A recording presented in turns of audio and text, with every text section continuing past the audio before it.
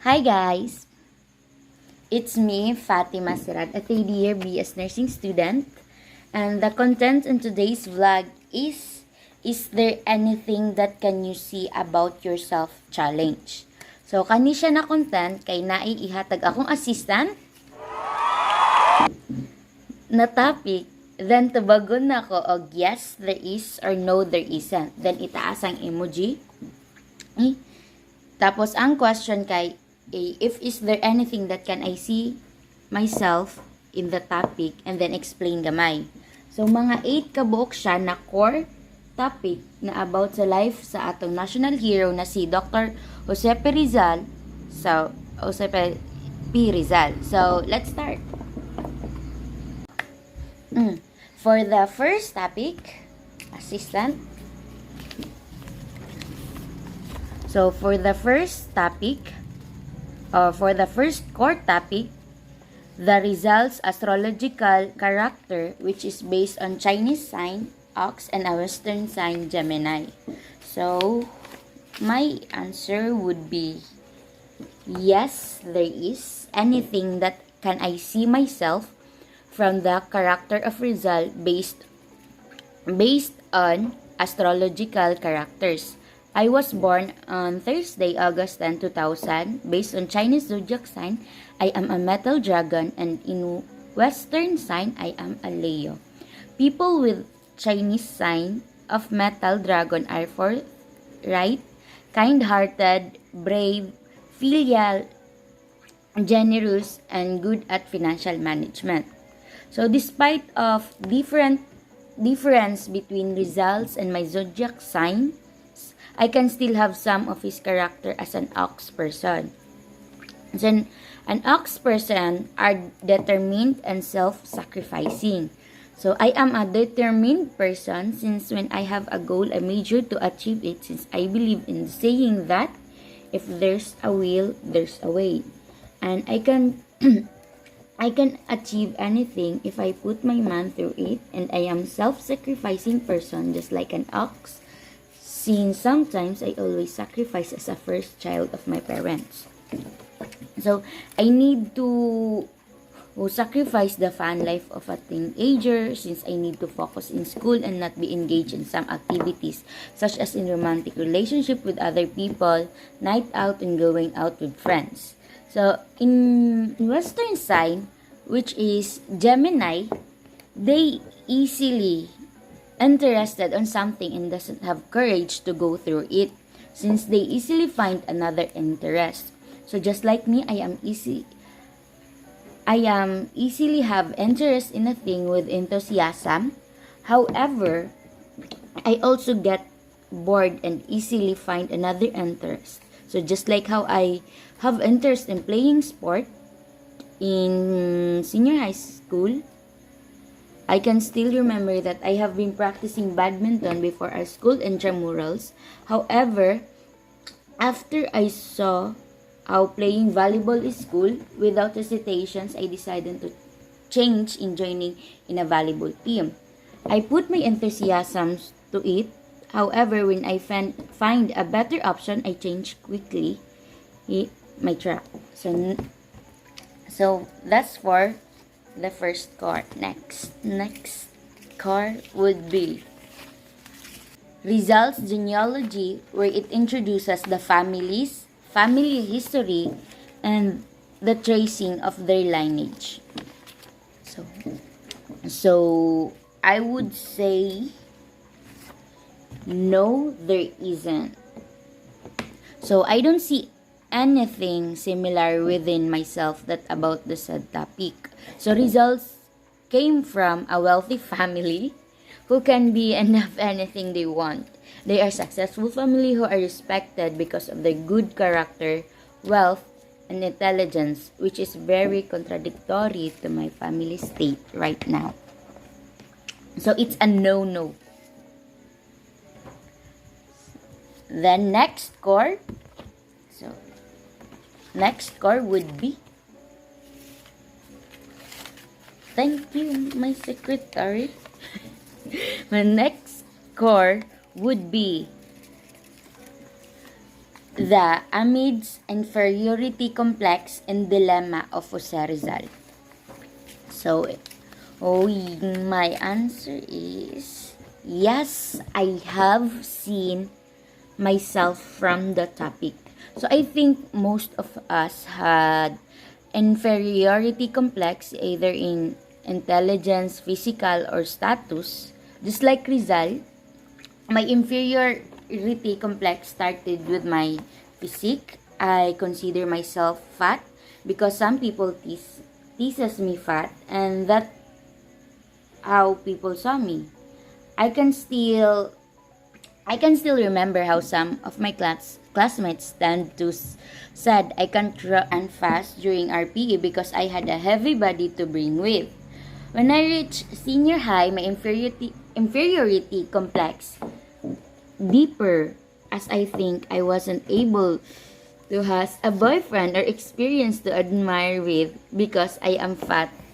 And indeed, during our teenage life, we tend to insecure with others what had not minding the nice thing about us.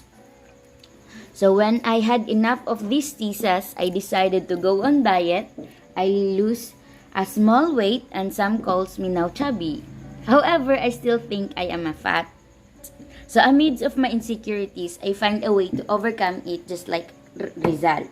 As a defense mechanism, I made sure that I must do better in studies since I can't be better in studies where I should be better. I don't have skills with sports and other talents. That's why studying has been my reliever in my inferiority complex. So in life, my recent dilemma is whether I will volunteer in Red Cross or do my activities that are near in deadline. I think precisely and be mindful about the pros and cons of my decisions.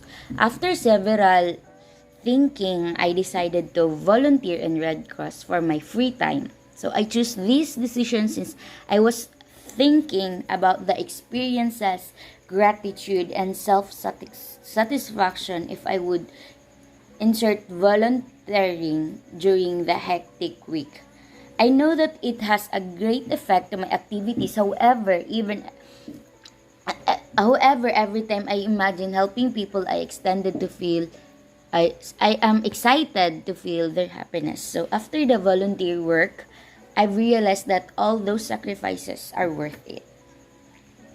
Then, for the fourth core would be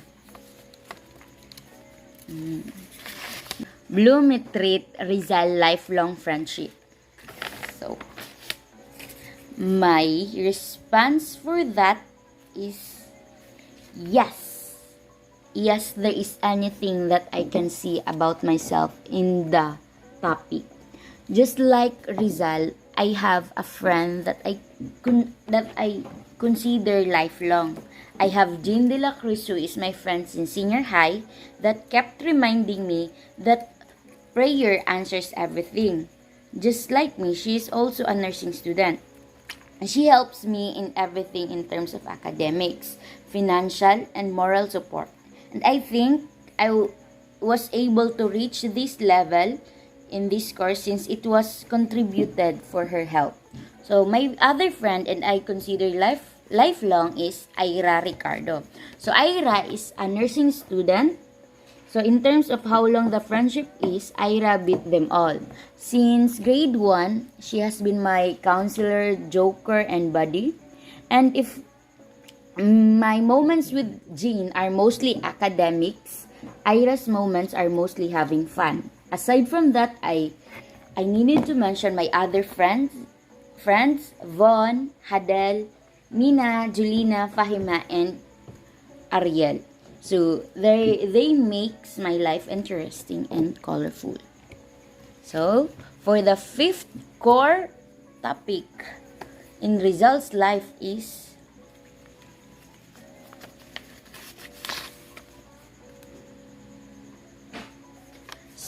displacement in Calamba. So my response for is there anything that I can see myself about the topic is yes. Yes, I can see anything. Yes, I have. I realized that the thing that I can see about myself is gets thrown out from our house. I can say that I can see myself had a big chance of throwing out since I am living with my grandparents. We are around 5 families that are residing in my grandparents' house. It is not our house, that's why we don't have say for anything. So that's all. So for the 666th core for today's video is would be the reunited family in Hong Kong. The core topic of reunited family in Hong Kong. So my response would be yes. Yes, there is a thing that I can see about myself in the topic. I can still remember how happy when I go home after a 1-month training at Davao City. Without my family, I experience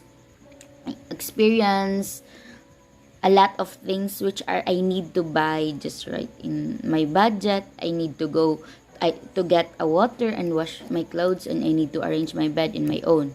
So to be honest, I am a bit spoiled child since I don't usually work at home. So I got homesick when I was in Davao, and aside from that, I experienced such things that pursuing me to go home. And just one call from them, I was relieved. So when I returned home, I can relate to Rizal's happiness because it is different when you are with your family. Even you have been experiencing bad things or bad experience in life, and whether you are not in your homeland, whenever and wherever you are, as long as you are with your family, you can felt contented in the situation. So for the second to the last core for this night is, let's ask, give me the second to the last, 7th core would be Jose Rizal's leaving the homeland. So my response to that question would be yes. There is a thing that can I see about myself in the topic. So I realized that the thing that I can see myself with is that I am willing to be better for my countrymen. Just how Rizal traveled around the world and gained knowledge and skills.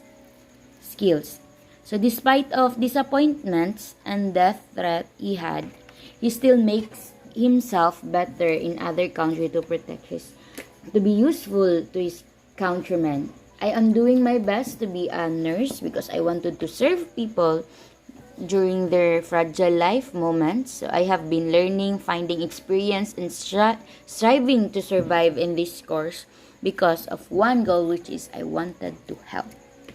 So maybe Rizal and I had a huge difference in where he takes his knowledge, experiences, and skills. However, we had the same goals in life, which is to help.